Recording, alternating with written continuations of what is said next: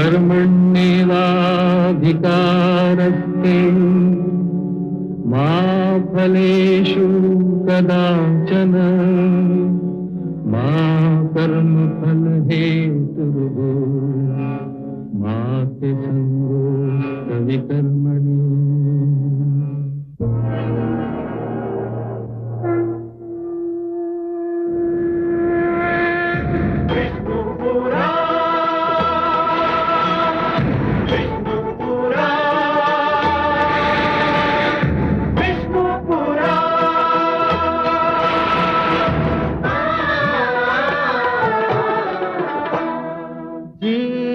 ज्ञान ब्रह्म ज्ञान अथ श्री विष्णु पुराण ओम की कथा महान जय श्री विष्णु पुराण विष्णु पुराण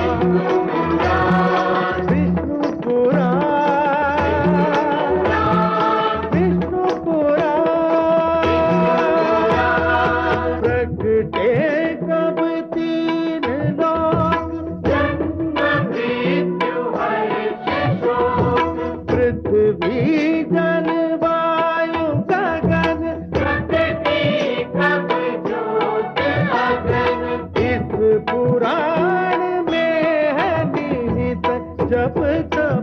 और योग ध्यान विष्णु पुराण विष्णु पुराण विष्णु पुराण।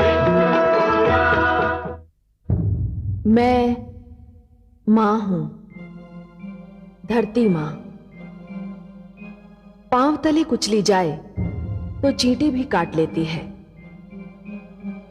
कोई कब तक अत्याचार सह सकता है? कितना सह सकता है? वही बालक जो गुरु, आचार्य और शास्त्रज्ञ बनकर समाज के लिए एक मूल्यवान पूंजी बन सकते हैं। जब शिक्षा प्राप्त करने से रोके जाते हैं, जब उनके लिए बाधाएं खड़ी की जाती हैं, तो ऐसी डगर पर चल पड़ते हैं जहां पग पग पर हिंसा होती है।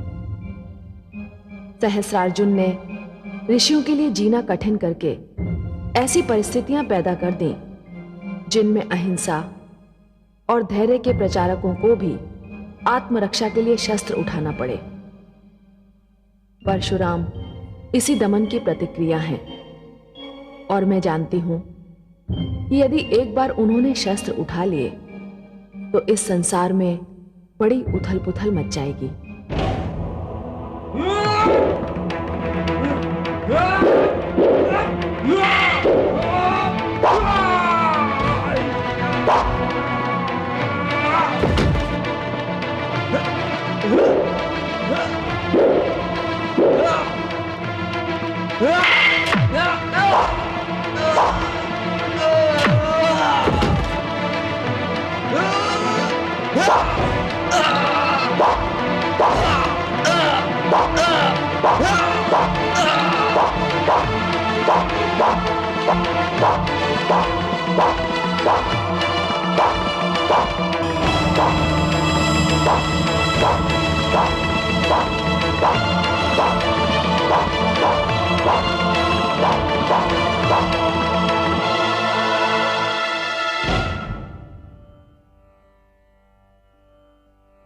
शस्त्र तो अपना कार्य तब का कर चुका वत्स।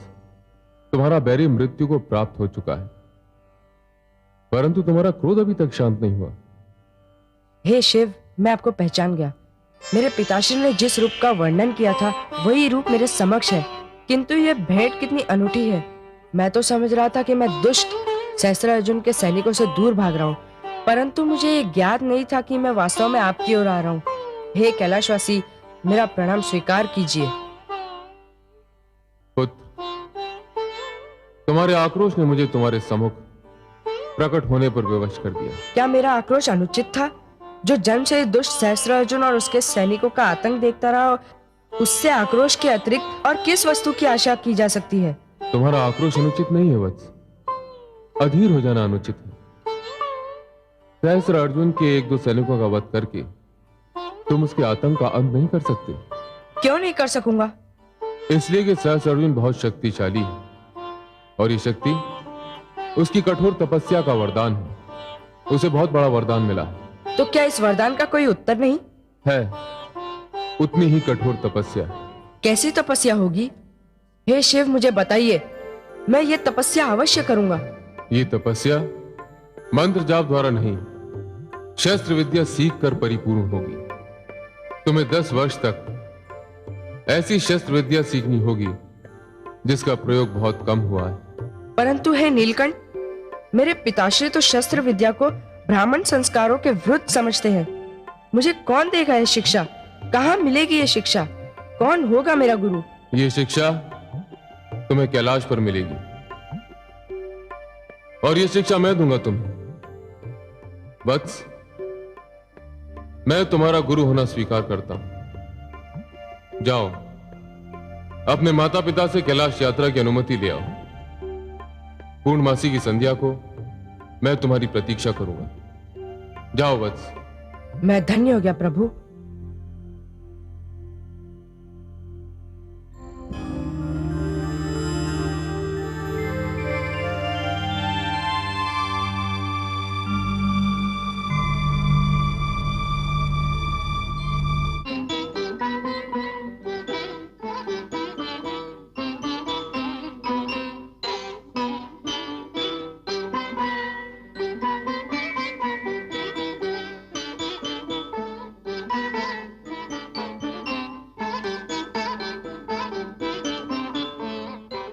इस अचानक निमंत्रण का कारण समझ में नहीं आया। महाराज सहस्रार्जुन ने आसपास के सभी क्षेत्र जीत लिए हैं। संभवतः यही शुभ समाचार सुनाने के लिए हम सबको यहाँ आमंत्रित किया है। संभवतः क्यों कह रहे हो मित्र? हमें बुलाने का अवश्य यही कारण होगा, अन्य कोई कारण हो ही नहीं सकता। विराजिए, आइए आइए।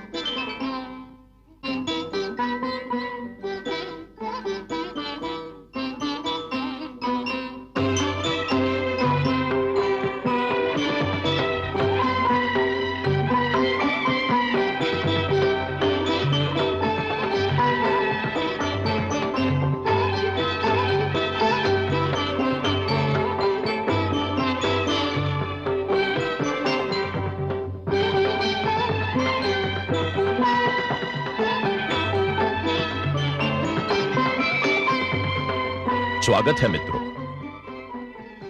हम आपके स्वागत के लिए पलके बिछाए बैठे थे। हम आपको एक शुभ समाचार देना चाहते थे। हम वो शुभ समाचार सुन चुके हैं महाराज। हम तो स्वयं आपको बधाई देने के लिए आना चाहते थे महाराज। महाराज, आपकी शक्ति के समक्ष समस्त शत्रुओं के सिर झुक चुके हैं। इसका एक कारण है मित्रों। वो कारण तो दिखाई नहीं देता, परंतु भगवान दत्तात्रेय की अनुकंपा से हमारे शस्त्र हाथ हैं। इसी कारण हमें शस्त्रार्जुन कहा जाता है। हमारे हाथों में शस्त्र हाथों का बल है। दिखाई दें अथवा दिखाई ना दें, हम सब ये जानते हैं कि यदि महाराज सहस्रार्जुन कह रहे हैं तो सर्वथा सत्य होगा। ये सत्य नहीं होता तो हमारे क्षेत्रों में फैले हुए आश्रमों की महिमा कैसे समाप्त होती? ऋषियों का बल और साहस कैसे टूटता? और 25 शक्तिशाली क्षेत्र आपके चरणों में शीश कैसे नवाते? उनके राज्य आपके राज्य का अंश कैसे बनते? और अब तो ऐसा कोई बचा भी नहीं है जो आपके समक्ष अपना सिर उठा सके। यही तो तुमसे चूक होगी मित्र।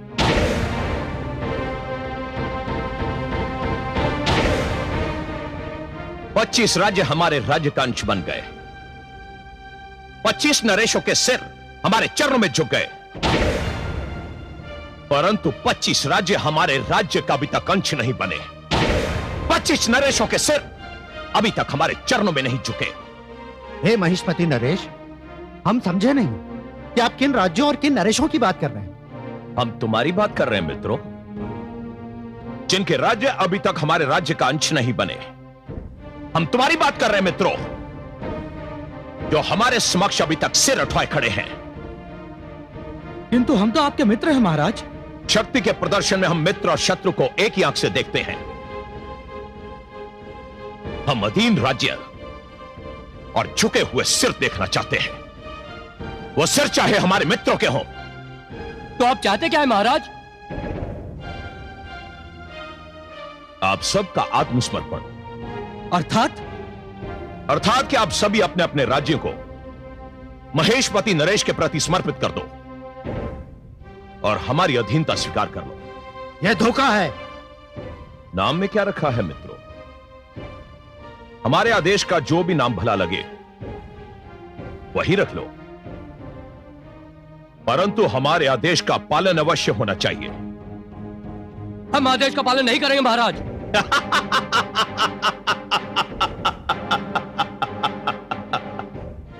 तो फिर क्या करोगे मित्रों?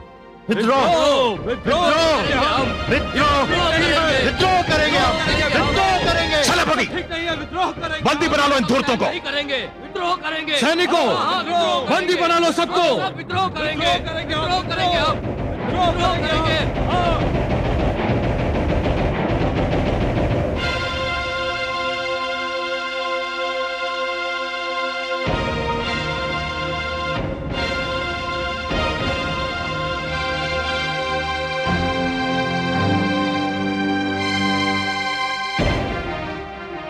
आज हम तुम्हारा कुछ नहीं बिगाड़ सकते सहस्त्रार्जुन। बना लो हमें बंदी। हम भवता तुम्हारी मित्रता का इससे हल्का दंड और कुछ नहीं हो सकता। तुमने हमारी पीठ में छुरा घोंपा है, पर इतना स्मरण रहे कि कभी तो हम तुम्हारे बंदीगृह से मुक्त होंगे, कभी तो स्वतंत्र होंगे, और जिस दिन हम बंदीगृह से मुक्त होंगे वो तुम्हारे जीवन का अंतिम दिन होगा। वाह मित्र, तुमने हमें सच्चा मित्र होने का प्रमाण दिया है। हमें उस संकट से अवगत करवाया है जिसके विषय में हमने सोचा ही नहीं था। तुमने सत्य ही कहा है, कभी तो तुम बंदीगृह से छूटोगे, कभी तो स्वतंत्र होगे। लेकिन यह तभी संभव होगा यदि मैं तुम्हें बंदीगृह से छूटने का अवसर दूंगा, तुम्हें स्वतंत्रता का स्वाद चखने का अवसर दूंगा। सेनापति, इन राजाओं को इनकी राजधानी में ले जाकर इनका वध कर दो और घोषणा कर दो कि आज के बाद इनके राज्य महेशपति नरेश के राज्य का अंश बन चुके हैं। जाओ। क्या अन्याय है महाराज? महाराज, ये ठीक नहीं है महाराज।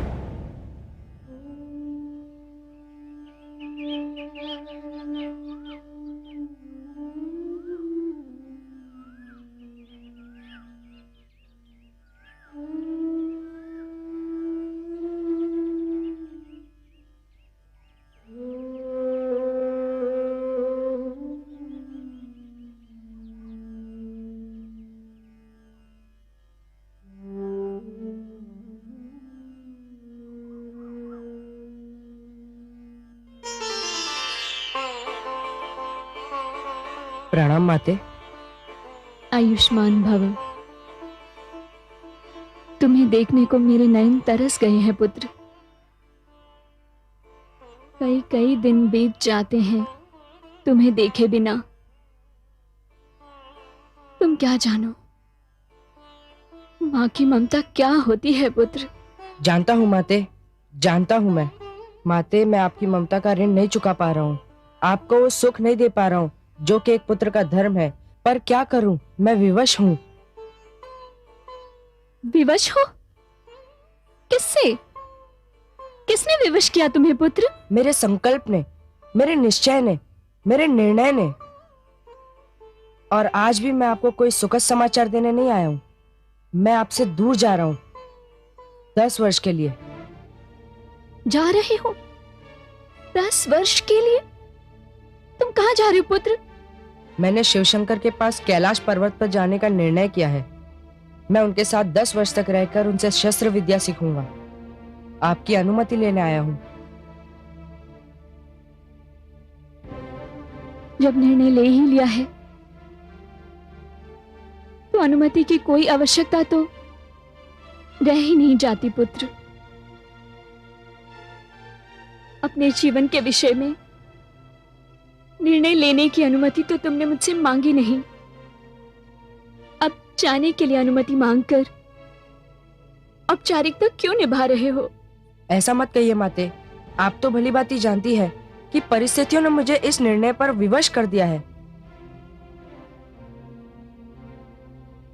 ऐसा लगता है पुत्र, इस संसार में केवल मां और ममता ही विवश नहीं है, शेष सब किसी न किसी कारण से विवश हैं। क्या बात है राम, कहां जा रहे हो तुम? तो माता की अनुमति की आवश्यकता पड़ गई है। मैं कैलाश जा रहा हूं पिताश्री। कैलाश? क्यों? क्योंकि मैं इस निष्कर्ष पर पहुंच चुका हूं कि अत्याचार को चुपचाप सहते रहना भी स्वयं पर अत्याचार है। आतंक का मुक्त दर्शक बने रहना भी आतंक को प्रोत्साहित करना है। मैं सहस्त्रार्जुन का अत्याचार और आतंक समाप्त करने के लिए भगवान शिव से शस्त्र विद्या सीखने जा रहा हूँ। मैं तुम्हारे विचारों से सहमत नहीं हूं पुत्र, किंतु मुझे अभी ये लगता है कि तुम अधीर हो उठे हो, तुम धैर्य से कार्य नहीं ले रहे हो पुत्र। आप जिसे धैर्य कहते हैं, मुझे उस पर आत्महत्या का संदेह होता है। मुझे मृत्यु से डर नहीं लगता पिताश्री, किंतु मैं उस मृत्यु के नाम से भी घृणा करता हूँ जो केवल इसलिए आ दबोचे कि हमने जीने का प्रयत्न ही नहीं किया था। पुत्र, यदि तुम जाने की हट कर रहे हो तो जाओ, किंतु एक बात याद रखना पुत्र, ब्राह्मण कभी हत्यारा नहीं होता। यदि मेरा ब्राह्मण होना ही मुझे अन्याय से लड़ने से रोकता है तो जाइए पिताश्री, मैं आज से ब्राह्मण नहीं रहा।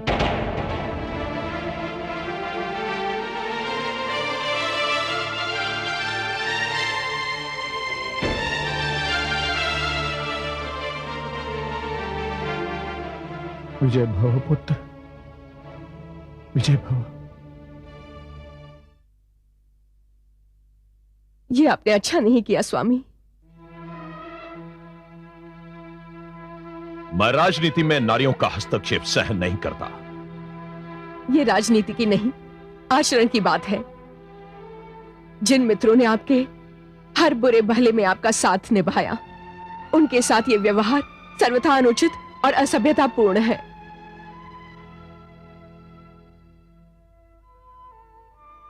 नहीं महारानी, राजा का केवल एक आचरण होता है, सीमाओं का विस्तार और शक्ति की वृद्धि। यह केवल आचरण ही नहीं, राजा का धर्म भी होता है, और मैं केवल अपना धर्म ही निभा रहा हूं। मुझे इस मार्ग पर चलने से रोकने का किसी को कोई अधिकार नहीं।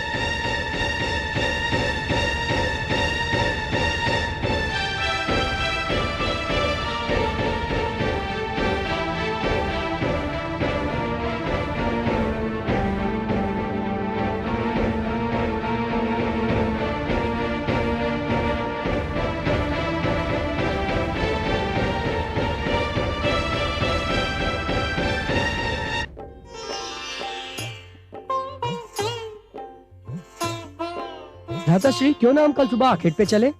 इसके लिए हमें आज्ञा लेनी पड़ेगी। अरे हम महाराज सहस्त्रार्जुन के पुत्र हैं, हमें किसी की आज्ञा की क्या आवश्यकता? अरे उन्हीं की आज्ञा की आवश्यकता है हमें।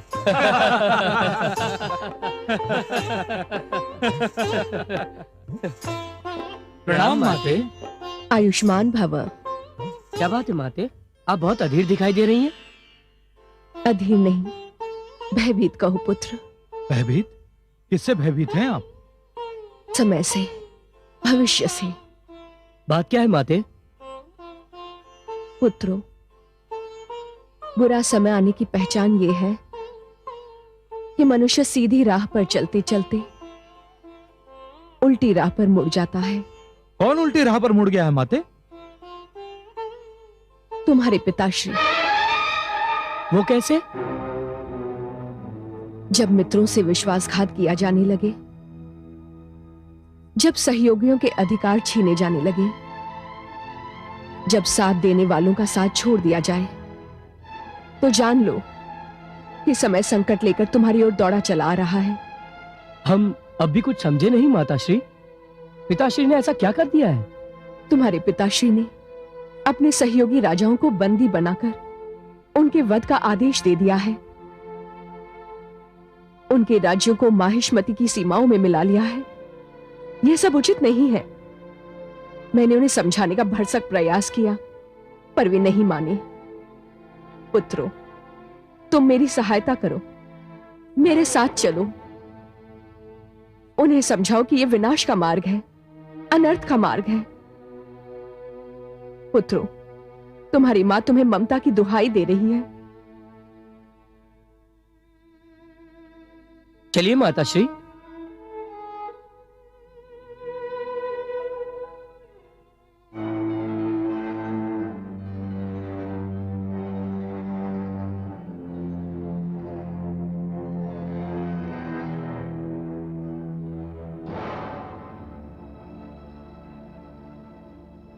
प्रणाम पिताश्री। पिताश्री, हमें आप पर गर्व है। अब तक हम केवल एक क्षेत्र के राजकुमार थे, आपने हमें धरती के एक विशाल अंश का राजकुमार बना दिया। ऐसे प्रतापी पिता का पुत्र होना भी बड़े गौरव की बात है। हम हर मार्ग, हर पग पर, हर समय, हर क्षण आपके साथ हैं पिताश्री। मुझे तुम चारों पर गर्व है। सम्राट सहस्त्र अर्जुन की जय।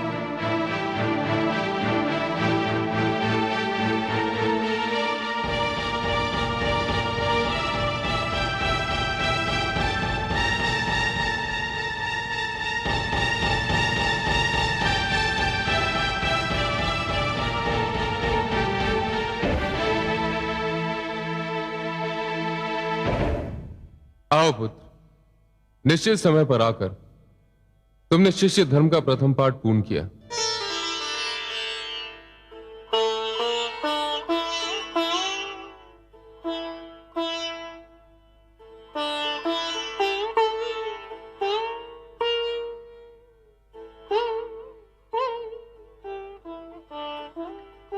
यशस्वी भव। चिरंजीवी भव। महादेवी, ये जमदग्नि पुत्र राम है, और राम ये आचार्य महादेव। माता का परिचय देने की आवश्यकता नहीं है। जिनसे संसार की सारी माताओं को मातृत्व का दान मिलता है, ये वो जगदम्बा है। महादेवी, देखा आपने किस प्रकार हमारा शिष्य हमारे कैलाश को रंगोली से सजाता आया है।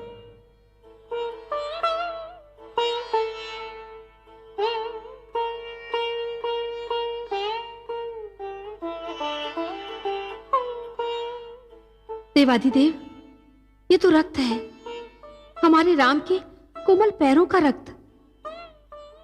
इसने तो हमारे धाम को अपने पैरों के रक्त से धोकर आपकी गुरु दक्षिणा पहले ही दे डाली। क्षमा करें देवाधिदेव, कैलाश तक आने में कदाचित पैर छिल गए होंगे। लक्ष्य की ओर ध्यान था, पता ही नहीं चला। नहीं पुत्र, इतना भावहीन, इतना संवेदन शून्य होना अच्छा नहीं। आचार्य, ये तो मेरा अपना रक्त है, किंतु सहस्त्र अर्जुन तो निर्दोष आचार्यों और गुरुओं का रक्त बाता है। और उसे उसका पता ही नहीं चलता। भावनाहीन और संवेदन शून्य तो वो है, और उसके लिए मुझे भी संवेदन शून्य होना पड़ेगा। बस पुत्र बस, ये तेरी पीड़ा की चरम सीमा है।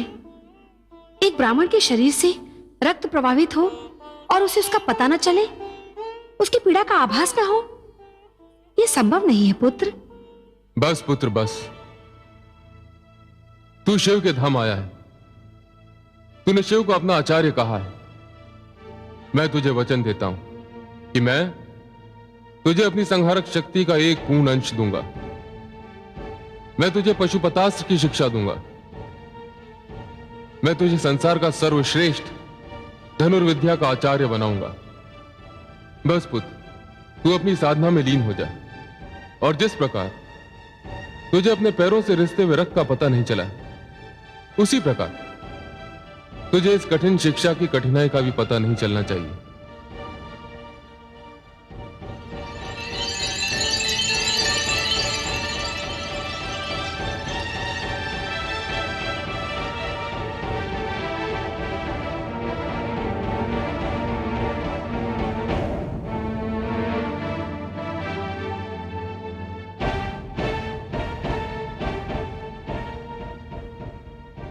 हे जमदग्नि पुत्र राम, मैं शिव गुरु शिष्य परंपरा के अनुसार तुम्हें अपना शिष्य स्वीकार करता हूं, और वचन देता हूं कि मैं अपने गुरु धर्म का पालन पूरी निष्ठा से करूंगा।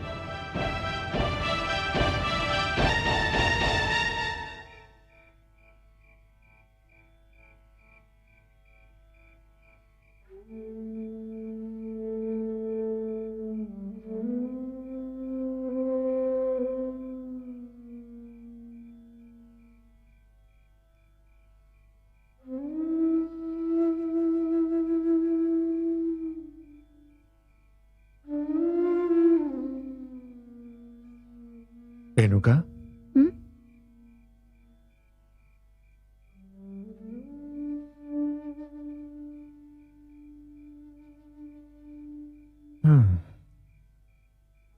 क्या बात है प्रिय?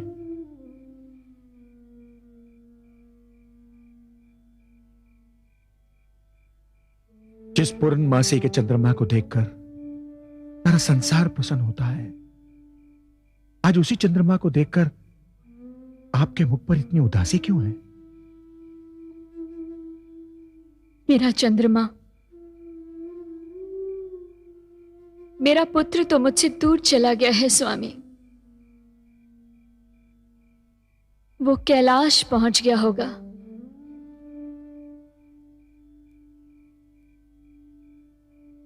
मैं तो चंद्रमा को इसलिए निहार रही थी क्योंकि चंद्रदेव तो भगवान शिव की जटा पर विराजते हैं, और इस समय हमारा पुत्र राम भी उन्हीं के समक्ष खड़ा होगा। आप सत्य कह रही हैं देवी, आपका पुत्र मोह उचित है, किंतु एक बात का ध्यान रखना रेणुका,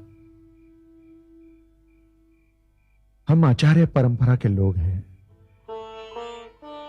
पुत्र विछोह में कहीं ऐसा ना हो कि आपका ध्यान हमारे अन्य शिष्यों की ओर से हट जाए। नहीं स्वामी, ऐसा कदापि नहीं होगा। मैं माता होने के साथ साथ एक गुरु पत्नी भी हूं। मेरे लिए संतान शब्द की परिभाषा अन्य माताओं से भिन्न है। मेरे लिए मेरे शिष्य मेरी संतान से अधिक महत्वपूर्ण है स्वामी। तुम धन्य हो।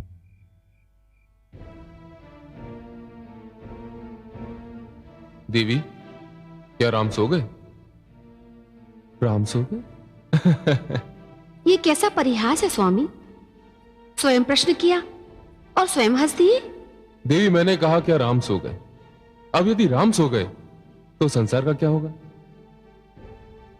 इसका तात्पर्य नहीं समझी मैं महादेव। राम तो सचमुच ही सो गया। देवी, हमें स्मरण रखना चाहिए कि राम कोई साधारण बालक नहीं, वे श्री हरि विष्णु के अंश अवतार हैं। हाँ स्वामी, मैं तो ये भूल ही गई थी। मुझे तो यही स्मरण था कि आपके शिष्य के रूप में मुझे एक और कार्तिकेय मिल गए हैं। मैं मां हूं, धरती मां। कैसी विचित्र घटना घटी है।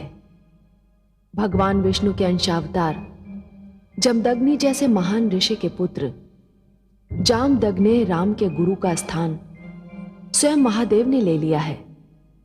पालन करता शिष्य और संहार करता गुरु।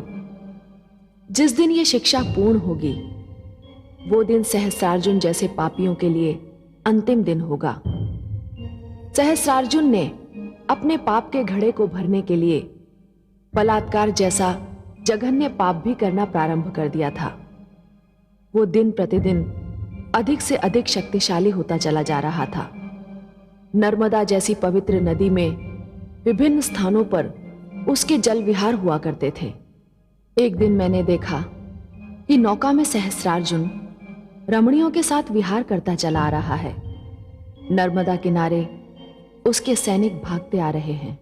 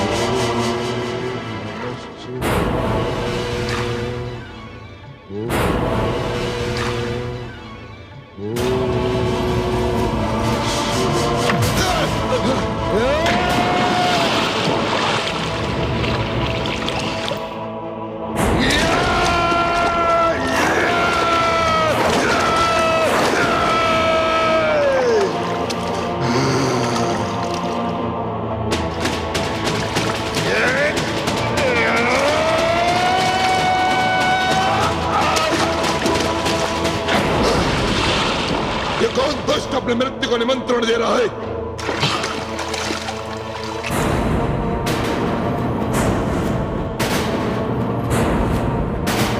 यह किसने काल की कलाई थामने की धृष्टता की है? वो तो है वो अंधा जिसने लंकापति रावण के साथ ऐसा दुर्व्यवहार करने की चेष्टा की है। नीच, नराधम, इस नर्मदा के पवित्र जल को ऐसे पाप कर्मों के लिए प्रयोग में ला रहा है तू। बंद कर अपना यह प्रलाप। तू मेरे ही राज्य में खड़ा शालीनता और शिष्टाचार को भूलकर इसलिए कर रहा है क्योंकि तू लंकापति रावण है। शीघ्रता से मेरे चरण में गिरकर क्षमा मांग। तू जिन चरणों की बात कर रहा है, तुझे चरणहीन करके इसे नर्मदा में तेरा श्राद्ध कर्म करूंगा। मैं रावण हूं, लंकापति रावण। मैं सहस्त्रार्जुन हूं।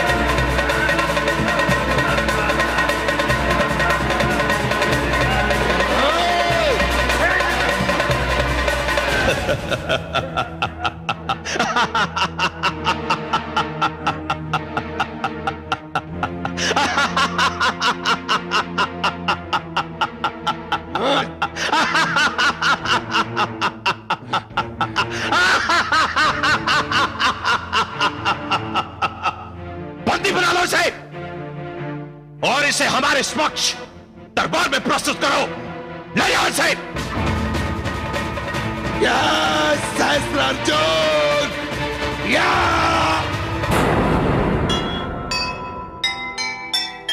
नैया अत्याचार की कभी न होगी पार।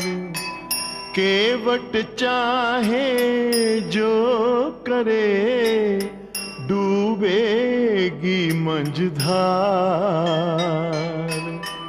देखना अत्याचार कर निर्दोषों के साथ। रोएगा तू एक दिन सिर पर रख कर हाथ, सिर पर रख कर हाथ।